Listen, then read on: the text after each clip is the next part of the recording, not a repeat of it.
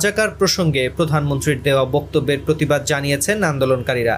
এ বক্তব্য প্রত্যাহার এবং সরকারি চাকরিতে কোটা বাতিলের এক দফা দাবিতে সোমবার সারা দেশে বিক্ষোভের ডাক দেন তারা।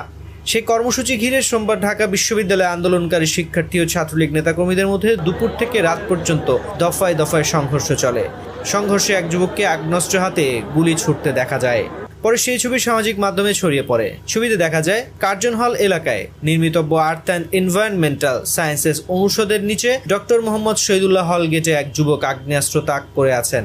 খোঁজ নিয়ে জানা যায় হাসান মোল্লা নামের ওই যুবক ঢাকা কলেজের ছাত্রাবস্থায় থাকতেন কলেজের আখতারুজ্জামান ইলিয়াস হলে। ছাত্র জীবনের শুরুতেই ঢাকা কলেজ ছাত্রলীগের রাজনীতির সঙ্গে যুক্ত হন।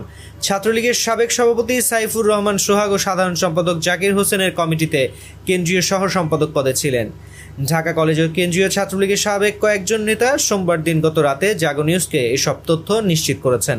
সাবেক এই নেতারা জানিয়েছেন, হাসান মোল্লা আওয়ামী লীগের স্বেচ্ছাসেবক লীগের সাবেক সভাপতি মোল্লা মোহাম্মদ আবু কাউসারের ভাগ্নে, যাকে ক্যাসিনো কাণ্ডে দল থেকে বহিষ্কার করা হয়েছিল।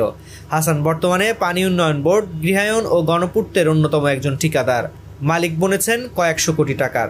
জানা গেছে অস্ত্রধারী হাসান মোল্লার বিরুদ্ধে এর আগেও কয়েকজনকে গুলিবিদ্ধ করার অভিযোগ আছে। তবে তার ব্যবহৃত অস্ত্রের লাইসেন্স আছে কিনা তা জানা যায়নি। তার গ্রামের বাড়ি গোপালগঞ্জ।